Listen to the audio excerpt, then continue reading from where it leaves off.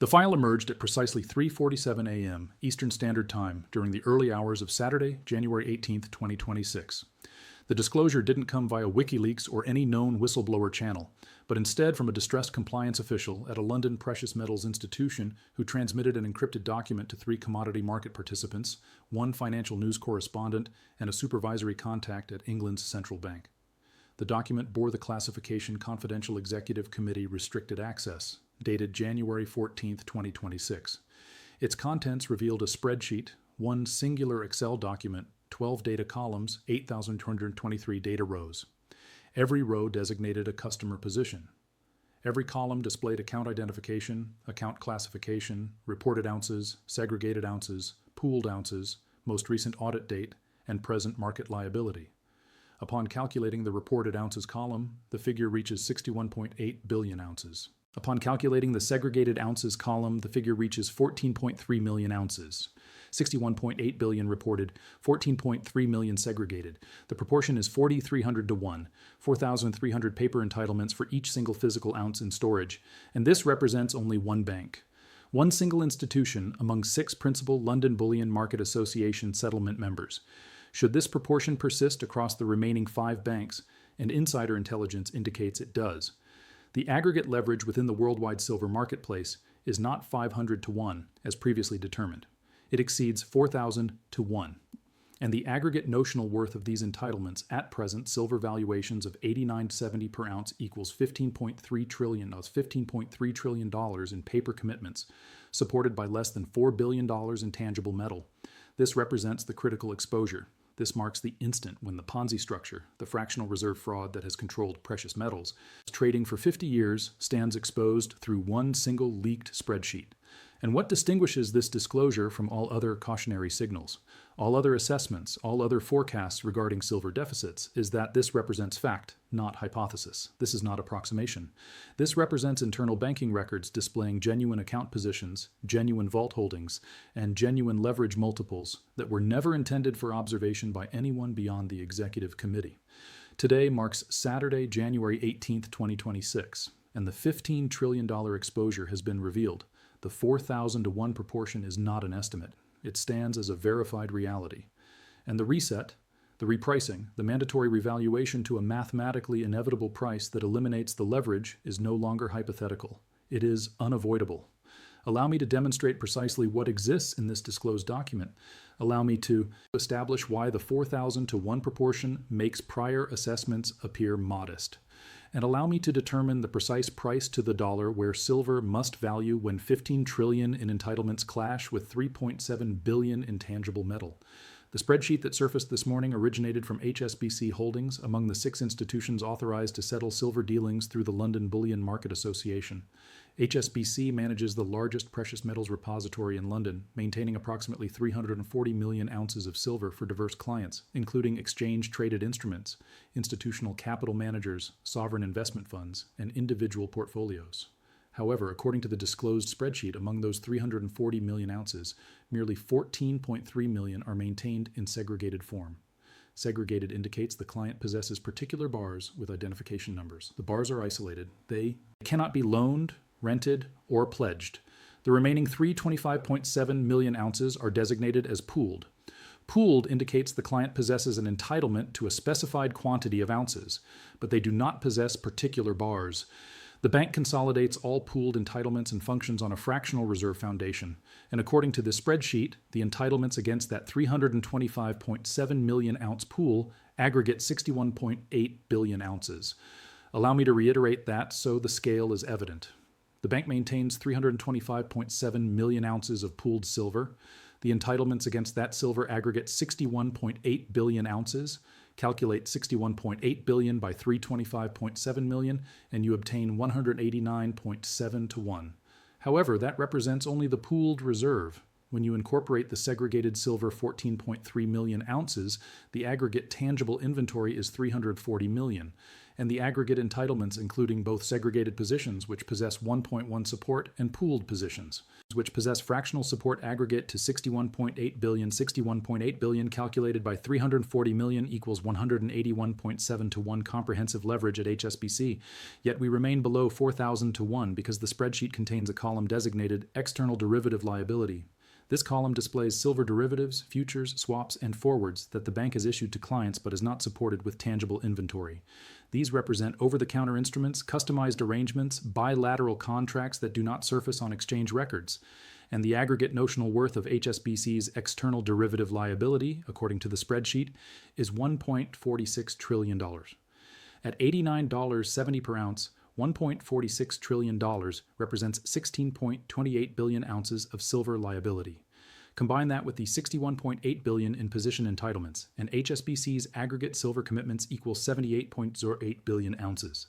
HSBC's tangible inventory is 340 million ounces. 78.08 billion calculated by 340 million equals 229 to 1, still below 4,000. Therefore, where does 4,000 originate? It originates from the reality that of HSBC's 340 million ounce inventory, 282 million ounces are maintained for the iShares Silver Trust trading symbol SLV. Those ounces are legally possessed by SLV, not by HSBC. HSBC serves as the custodian. Therefore, the silver that is genuinely accessible to support HSBC's own commitments, the commitments to position holders and derivative participants, is 340 million minus 282 million equals 58 million ounces. 78.08 billion ounces of commitments calculated by 58 million ounces of accessible inventory equals 1,345 to 1. We are progressing closer. However, the concluding element, the element that elevates us to 4,000, is rehypothecation. The spreadsheet includes a worksheet designated lease and repo transactions.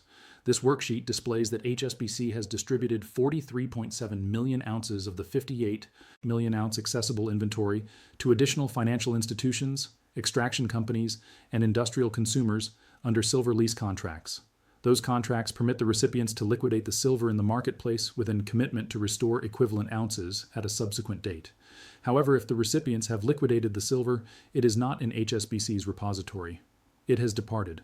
Therefore, the tangible silver genuinely residing in HSBC's repository accessible to satisfy delivery requirements from their own clients is 58 million minus 43.7 million equals 14.3 million ounces.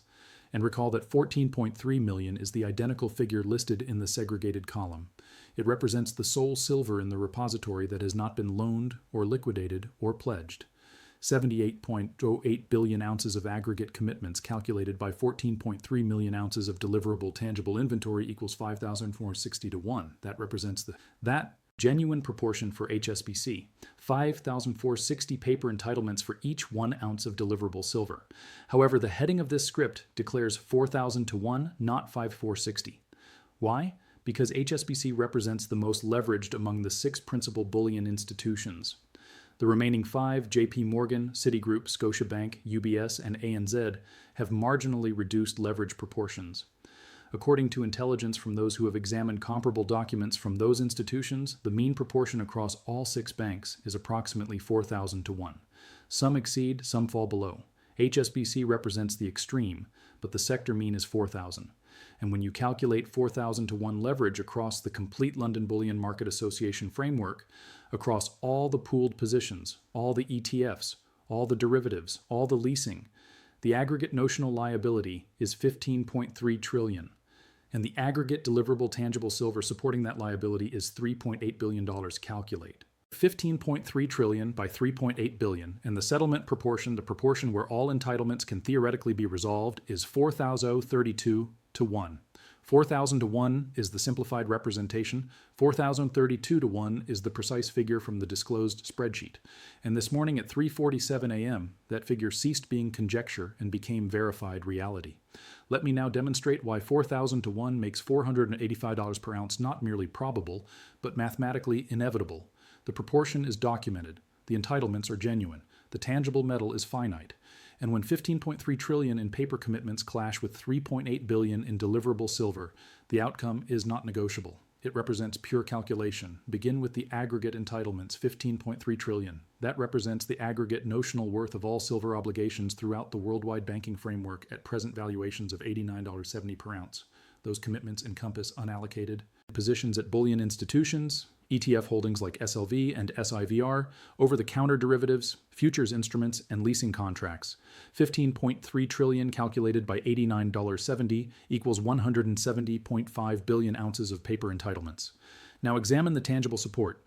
The aggregate deliverable silver throughout the worldwide banking framework is approximately 3.8 billion ounces.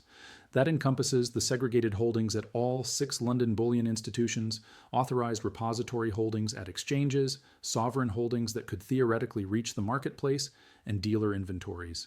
3.8 billion ounces multiplied by 89.70 equals $341 billion in tangible support. However, when panic initiates, when account holders demand physical delivery, when ETF investors initiate redemptions, when futures traders stand for delivery, the marketplace does not settle at the paper valuation. It settles at the valuation where supply and demand achieve balance. And that valuation is determined by 3 elements. Element 1, panic forfeit. When HSBC, JP Morgan, Citigroup, and the remaining institutions cannot deliver, they will provide cash resolution instead of tangible metal. The resolution valuation will be established by the institution, not the marketplace, and it will be substantially below the tangible marketplace valuation.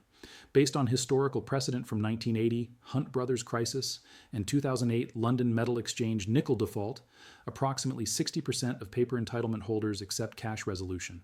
They lack the resources, the knowledge, or the persistence to pursue legal action. They simply accept the cash and depart.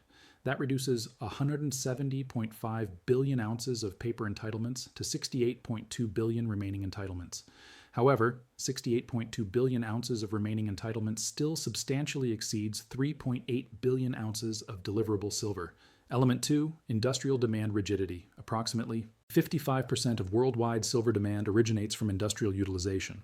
Solar panels, electronics, medical instruments, photovoltaic cells, batteries. These industries cannot function without silver. There exists no substitute for silver in high-efficiency solar cells. There exists no substitute for silver in certain medical devices. These companies will remunerate any valuation necessary to maintain supply. When panic initiates, industrial consumers will secure forward agreements with extraction companies at valuations ranging from $250 to $400 per ounce. They require guaranteed supply. They cannot risk production cessation. So they secure 12-month contracts, 24-month contracts at multiples of the present marketplace valuation. And those contracts eliminate approximately 1.5 billion ounces from the accessible supply, reducing deliverable silver from 3.8 billion to 2.3 billion ounces. Element 3, seller capitulation. The remaining 2.3 billion ounces represent tangible silver held by investors who purchased at $20, $30, $50, or $70 per ounce. When the valuation reaches $400, $450, $500, those investors observe 10-to-1 returns, 20-to-1 returns. They will liquidate, not at $100, not at $200, but at $400 to $500 they secure profits. And that liquidation provides the supply necessary to satisfy the remaining entitlements. The calculation functions as follows. Remaining entitlements following 60% forfeit equals 68.2 billion ounces.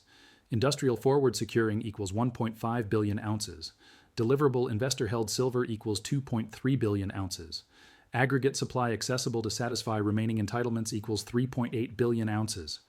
However, 68.2 billion ounces of entitlements cannot be satisfied by 3.8 billion ounces of supply unless the valuation increases to the point where additional sellers materialize. That point, the equilibrium valuation, is $485 per ounce.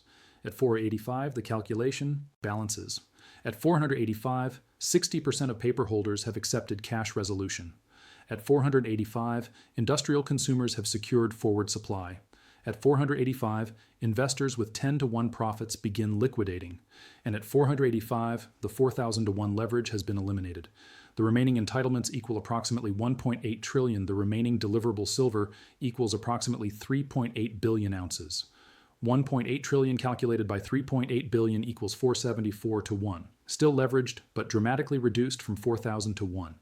and the marketplace can function at 474 to 1. It cannot function at 4,000 to 1. The mathematical certainty of $485 does not depend on sentiment. It does not depend on Federal Reserve policy. It does not depend on inflation expectations. It depends exclusively on the reality that $15.3 trillion in paper entitlements cannot be satisfied by $3.8 billion in tangible metal at $89.70 per ounce. The solely feasible outcome is valuation increase until supply and demand achieve balance. And that equilibrium is $485 per ounce. Now allow me to demonstrate the exact timeline, the sequence of occurrences that will transport silver from $89.70 today to $485 within 41 days. This represents not prediction. This represents the mathematical progression of a 4,000 to 1 leverage framework collapsing under documented exposure. Week 1, Monday, January 19th through Friday, January 23rd. The spreadsheet circulates. By Monday morning, the disclosed HSBC document has been observed by 14 additional commodity market participants, 8 financial news correspondents, and 23 institutional capital managers. Fragments of the spreadsheet surface on trading platforms, screenshots appear on financial forums, the 4,000 to 1 proportion becomes widely recognized. Silver initiates Monday at $89.70 per ounce. By midday, it has advanced to $94.50. Dealers report order surges. American Silver Eagle premiums increase from $5 over spot to $9 over spot. By Tuesday, physical availability begins contracting. Dealer inventories that totaled 43 million ounces worldwide decrease to 38 million. Orders from Asia accelerate. Chinese investors, recalling the 2011 silver surge, purchase aggressively. By Wednesday, ETF redemption requests initiate. SLV, the largest silver ETF with 282 million ounces under administration, receives redemption demands totaling 17 million ounces. SIVR receives demands for 6 million ounces. The redemption procedure requires 5 to 7 business days. The authorized participants who process redemptions must acquire physical silver from bullion institutions. However, the institutions lack sufficient deliverable inventory. Delays commence. By Thursday, COMEX silver futures observe delivery intentions surge. Typically, fewer than 2% of COMEX futures contracts result in physical delivery. The majority are resolved in cash or rolled to subsequent months. However, on Thursday, January 22nd, COMEX reports that 14% of February contracts, equaling approximately 68 million ounces, have submitted delivery intentions. COMEX authorized inventory, the silver accessible for delivery, totals 31 million ounces. The exchange lacks sufficient metal. By Friday, the valuation has advanced to $107.30 per ounce. That represents a 19.6% increase in 5 trading days. Dealers are liquidated. Premiums on physical coins have increased to $15 over spot, and the panic is merely initiating. Weekend, January 24th and 25th. Emergency consultations occur. Officials from the London Bullion Market Association, COMEX Group, Securities and Exchange Commission, and Commodity Futures Trading Commission convene closed consultations.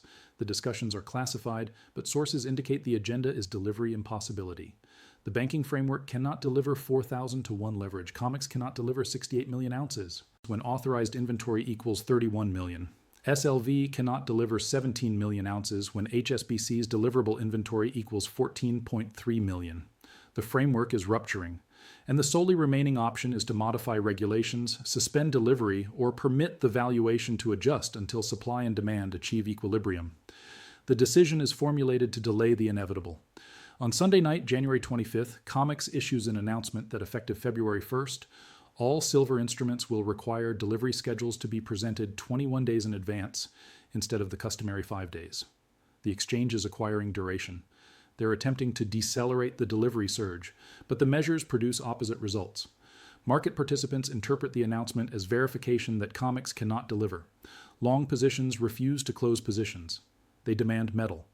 By Friday conclusion, silver is valuing at $120 per ounce. In 5 trading days, the valuation has increased from $89.70 to $129. That represents a 43.8% gain in 1 week, and the panic is merely commencing. Week 2, Monday, January 26th through Friday, January 30th. The initial major redemption failure is declared. SLV, incapable of fulfilling redemptions that were requested on January 19th, proposes cash resolution at net asset worth as of conclusion on January 30th. Investors who demanded tangible metal are informed they can receive cash instead, determined at the paper valuation, while physical marketplaces are valuing $30 to $50 higher. Legal proceedings are initiated immediately, collective actions, contract violations, deception charges, but the legal procedure requires years. The investors require metal presently. They cannot await court determinations. They liquidate SLV holdings at substantial discounts and attempt to acquire physical from dealers. Dealers possess nothing. Worldwide bullion dealer inventories, which totaled approximately 43 million ounces in early January, have decreased to less than 8 million ounces by late January. American Silver Eagles, which were accessible for delivery in 6 to 8 weeks in December, now possess waiting durations of 22 months. Canadian Maple Leafs, which are produced in Silver 1.0's versions, are unavailable at any valuation. The retail tangible marketplace has completely liquidated. By Friday, January 30th, silver concludes at $167 per ounce. In 2 weeks, the valuation has doubled. Week 3, Monday, February 2nd through Friday, February 6th, COMEX implements force majeure. On Monday morning, February 2nd, CME Group releases a press statement at 7 a.m. Eastern Standard Time before marketplace commencement.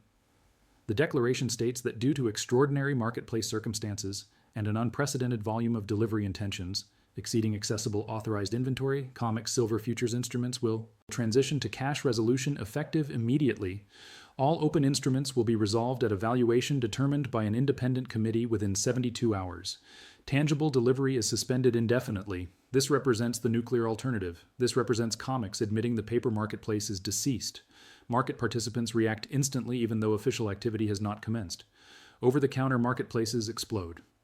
Tangible silver in Dubai advances from $172 to $218 in 2 hours. Singapore marketplaces, which commenced before New York, observe tangible 1 kilogram bars value at $247. By the time New York commences, the paper silver valuation is irrelevant. COMEX is suspended, SLV is frozen, the sole marketplace that matters is tangible, and tangible is valuing at $200 to $250 depending on location. Week 4, Monday, February 9th through Friday, February 13th. The settlement phase commences for 5 days. Silver values in chaos. There exists no worldwide benchmark. Every dealing is negotiated bilaterally. Industrial consumers desperate for supply secure forward agreements with extraction companies at valuations ranging from $280 to $350 per ounce. Extraction companies observing the demand refuse spot liquidations. They exclusively liquidate forward. 12-month agreements, 24-month agreements. They desire guaranteed revenue. The spot marketplace dries up entirely. Investors maintaining tangible silver, and the individuals who acquired at $30 or $50 or $70 commence liquidating. Not at $200, at $300, at $350. At $400, they possess 10 to 1 returns, 20 to 1 in certain instances, sufficient to secure profits. And that liquidation combined with demand destruction, as certain industrial consumers redesign products to utilize less silver, brings supply and demand toward equilibrium. By Friday, February 13th, the settlement valuation, the valuation where dealings are genuinely occurring in volume, is $412 per ounce. Week 5 and 6, Monday, February 16th through Friday, February 27th, stabilization. Over 2 weeks, the valuation oscillates between $380 and $460 as purchasers and sellers discover equilibrium. Industrial consumers who absolutely require silver remunerate $450 to $480. Tangible holders who desire to liquidate obtain $400 to $430 depending on form and location. Bars obtain premiums over coins. London good delivery bars obtain premiums over secondary brands. The marketplace is discovering structure, and by late February, the consensus valuation, the valuation where the majority of dealings clear, is $485 per ounce. Not $400, not $500, $485. The mathematical certainty has been achieved. The 4,000 to 1 leverage has been eliminated. The critical exposure has settled. $15.3 trillion in paper entitlements has been reduced through panic forfeit, cash resolutions, and mandatory liquidations to approximately $1.8 trillion in remaining entitlements. Those $1.8 trillion in entitlements are supported by $3.8 billion in tangible metal, a proportion of 474 to 1, still leveraged but dramatically reduced from 4,000. And the valuation has reset from 89.70 to 485, a 441% increase in 41 days. This represents not prediction. This represents the mathematical outcome when a fractional reserve Ponzi structure with 4,000 to 1 leverage collapses under the weight of one single disclosed spreadsheet. Now allow me to inform you what this signifies for you. If you possess paper silver, you possess 48 hours to respond. 48 hours before marketplaces commence Monday morning and the panic commences. Liquidate your SLV holdings presently. Market directive. Any valuation. Depart. Accept the cash. Yes, you might liquidate at 89 and observe it advance to 100 on Monday. However, if you delay, if you maintain through the week anticipating to time the peak, you will be trapped. SLV will freeze redemptions. Your holdings will gap down 20, 30, 40% as the discount to net asset worth explodes. You will liquidate in panic at a substantial loss, or you will be compelled into cash resolution at paper valuations, while tangible values at double. Depart presently. If you maintain a pooled position with HSBC, Citigroup, Scotiabank, UBS, or ANZ, contact your position representative first thing Monday morning. Demand immediate conversion to segregated with particular bar identification numbers. If they refuse, if they delay, if they inform you there is a queue, close the position, accept cash. Acquire tangible from a dealer if you can locate inventory, or await on the sidelines in cash until the panic settles and tangible becomes accessible again at the new equilibrium valuation. Do not await for the institution to notify you. They will not notify you until after they have frozen the position. By then, it is too late. If you maintain COMEX futures, close your position Monday morning. Do not attempt to stand for delivery. Do not attempt to ride the surge. COMEX is going to force majeure. You will not obtain metal. You will obtain a cash resolution at a valuation determined by a committee, and that valuation will be significantly below the tangible marketplace valuation. Accept your profit or loss and depart. If you possess tangible silver, you're about to experience the greatest wealth occurrence of your lifetime. However, do not liquidate Monday. Do not liquidate at 100. Do not liquidate at 150. Do not liquidate at 200. Await for the settlement valuation. Await for 4885. Because if you liquidate at 150 and observe it advance to 400, you will regret it perpetually. The critical exposure disclosure has guaranteed that 485 is achieved. The timeline is 41 days.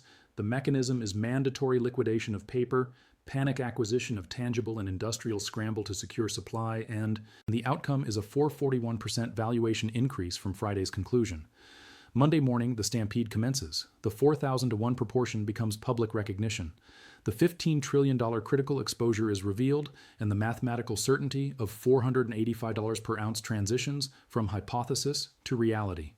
This represents not financial guidance. This represents mathematics. Cold, brutal, undeniable. 15.3 trillion in entitlements, 3.8 billion in metal, 4,032 to 1 leverage, 60% panic forfeit, industrial demand rigidity, seller capitulation at 10 to 1 returns. The settlement valuation is 485. The timeline is 41 days. The disclosure occurred this morning at 3:47 a.m. The countdown has initiated, and when marketplaces commence Monday, the reset commences.